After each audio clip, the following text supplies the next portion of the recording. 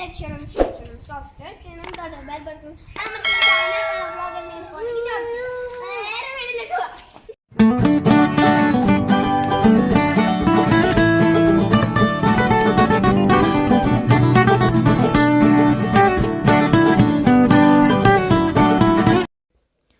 ഇന്ന് നമുക്ക് restaurant style അൽഫഹം എങ്ങനെ ഉണ്ടാക്കാമെന്ന് നോക്കാം.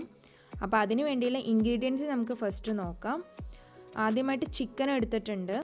അതിൽ കട്ടിയുള്ള പീസസൊക്കെ അടിച്ച് പരത്തി ഹോളിട്ട് കൊടുത്തിട്ടുണ്ട്.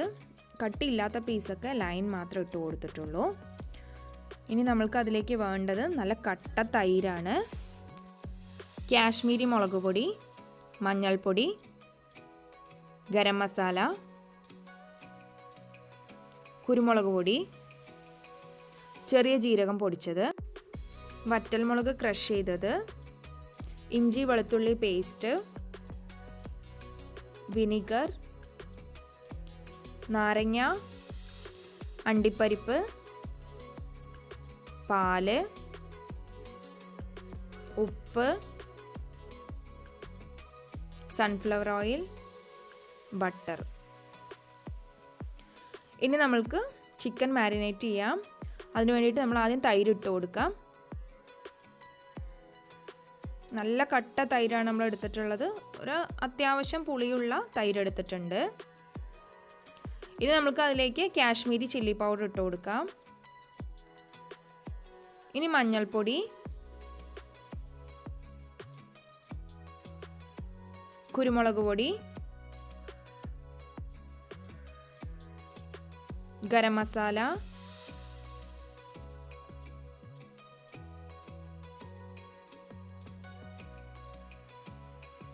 ചെറിയ ജീരകപ്പൊടി,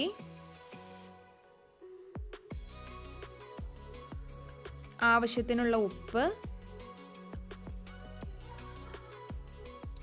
നാരങ്ങാനീര്,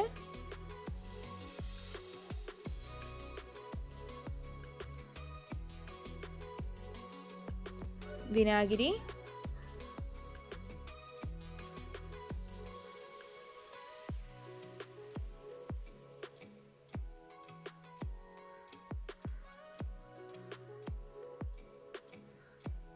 ഇഞ്ചി വെളുത്തുള്ളി പേസ്റ്റ്,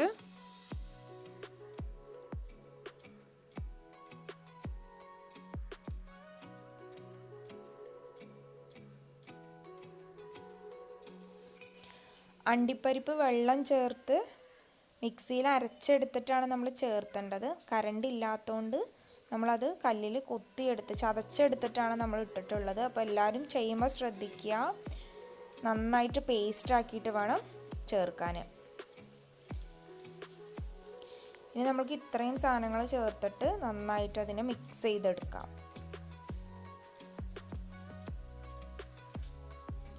സ്പൂൺ വെച്ച് ഞാനിതിൽ വെറുതെ കാണിച്ചു എന്നേ ഉള്ളൂ. കൈ വെച്ചിട്ടാണ് ഞാനത് നന്നായിട്ട് മിക്സ് ചെയ്തത്.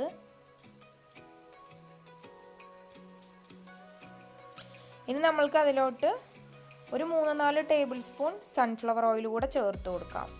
മസാല ഉണ്ടാക്കുമ്പോൾ പ്രത്യേകം ശ്രദ്ധിക്കുക, അത്യാവശ്യം തിക്നെസ്സിൽ തന്നെ ചെയ്യാൻ നോക്കുക, അല്ലെങ്കിൽ ചിക്കൻ വേറെ മസാല വേറെയായി നിൽക്കും. അപ്പോൾ ചെയ്യുമ്പോൾ ഒരു ടേസ്റ്റ് നമുക്ക് അതിൻ്റെ കിട്ടില്ല. ഇനി നമുക്ക് ആ മസാലയിലോട്ട് ചിക്കൻ്റെ പീസൊക്കെ ഇട്ട് കൊടുത്തിട്ട് നന്നായിട്ട് മാരിനേറ്റ് ചെയ്തെടുക്കാം. പീസെല്ലാം നന്നായിട്ട് മാരിനേറ്റ് ചെയ്തതിന് ശേഷം നമ്മൾക്കതിലേക്ക് 1/2 കപ്പ് പാല് ചേർത്ത് കൊടുക്കാം. പാല് ചേർത്തിട്ട് നന്നായിട്ട് പീസുകളെല്ലാം മുക്കി അതിലേക്ക് വെക്കാം. അതിന് ശേഷം നമുക്ക് 8 മണിക്കൂർ റെസ്റ്റ് ചെയ്യാൻ വെക്കാം, ഫ്രിഡ്ജിലോട്ട് റെസ്റ്റ് ചെയ്യാൻ വേണ്ടി വെക്കാം. വീഡിയോ ചെയ്യുന്നതുകൊണ്ട് തന്നെ 8 മണിക്കൂർ വെക്കാൻ എനിക്ക് പറ്റിയിട്ടുണ്ടായിരുന്നില്ല. 3 മണിക്കൂർ മാത്രമേ ചെയ്തിട്ടുണ്ടായിരുന്നു. പക്ഷേ എന്നിട്ടും തന്നെ നന്നായിട്ട് മസാല എല്ലാത്തിലും പിടിച്ചിരുന്നു. അപ്പം നിങ്ങൾ ചെയ്യുമ്പോൾ തലേ ദിവസം തന്നെ ചെയ്ത് വെക്കാൻ ശ്രമിക്കുക. ഇതിലോട്ട് നമ്മൾ എടുത്തിട്ടുള്ളത് 3 കോഴിയാണ്. അതായത് ഏകദേശം ഒരു 5.5 കിലോ ചിക്കൻ എടുത്തിട്ടുണ്ട്. നമ്മളുടെ വീട്ടിലൊരു ഫാമിലി ഗെറ്റ് ടുഗദർ ഉള്ളതുകൊണ്ടാണ് നമ്മൾ ഇത്രയും അധികം ക്വാണ്ടിറ്റി എടുത്തിട്ടുള്ളത്.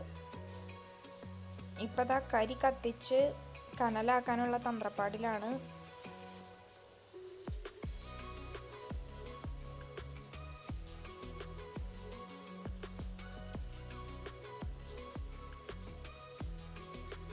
One hour later. ഇപ്പോൾ കനലൊക്കെ നന്നായിട്ടായിട്ടുണ്ട്. അപ്പം ഗ്രില്ല് വെച്ച് കൊടുത്തു. ഗ്രില്ലിൻ്റെ മേലെ നമ്മൾ ബട്ടർ നന്നായിട്ട് അപ്ലൈ ചെയ്തതിന് ശേഷമാണ് മുകളിൽ ചിക്കൻ്റെ പീസുകൾ വെച്ച് കൊടുത്തിട്ടുള്ളത്.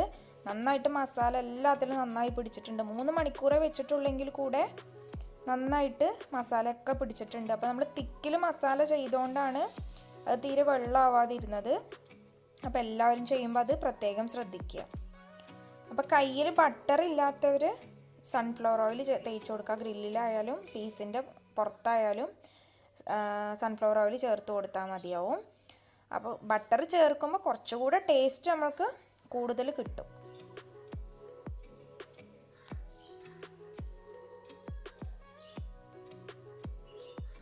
ഇപ്പോൾ ഒരു സൈഡ് ആയിട്ടുണ്ട്, നമ്മൾ തിരിച്ചു വെച്ചിട്ടുണ്ട്.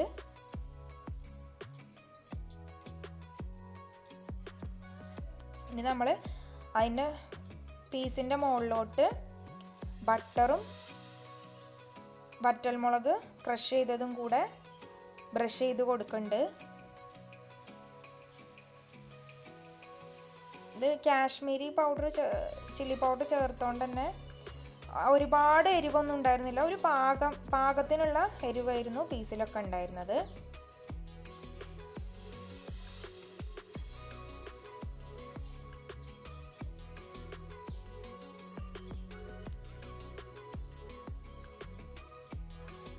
ഇത് 2-3 പ്രാവശ്യം തിരിച്ചു മറിച്ചൊക്കെ വെച്ച് കൊടുത്തിട്ടുണ്ടായിരുന്നു.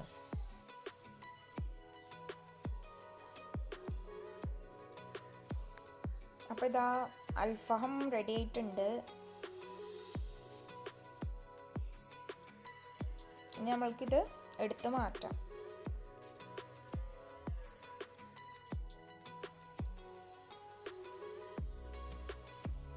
വാഴയിലയിലോട്ടാണ് നമ്മൾ എടുത്ത് മാറ്റിയത്.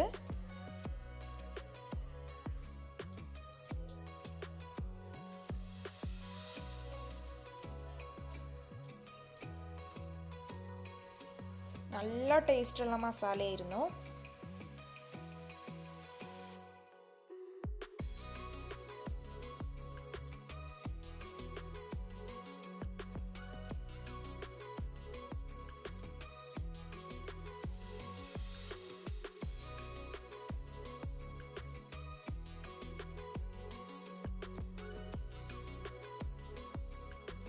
ബാക്കിയുള്ള പീസൊക്കെ നമ്മൾ ഇതുപോലെ തന്നെ ചെയ്തെടുത്തിട്ടുണ്ട്. അതൊന്നും പക്ഷെ വീഡിയോയിൽ ആഡ് ചെയ്തിട്ടില്ല.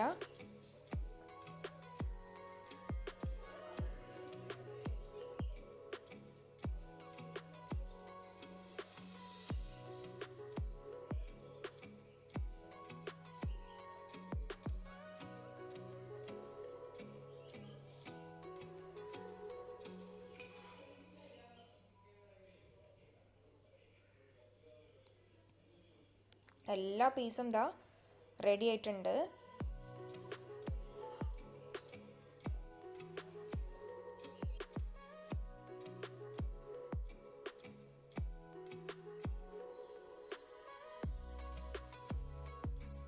ഇതിൻ്റെ കൂടെ കഴിക്കാൻ നമ്മൾ കുബൂസും ഗ്രീൻ ചട്നിയും മയോണൈസും വീട്ടിൽ തന്നെയാണ് ഉണ്ടാക്കിയെടുത്തിട്ടുണ്ടായിരുന്നത്. അതിൻ്റെയൊക്കെ റെസിപ്പി നമ്മൾ മറ്റൊരു വീഡിയോയിൽ കാണിക്കുന്നതായിരിക്കും.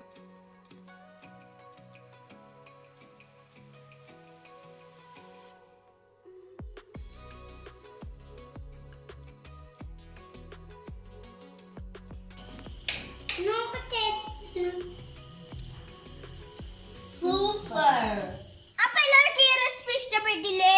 ഇഷ്ടപ്പെടാൻ തീർച്ചയായും ട്രൈ ചെയ്ത് നോക്കണം.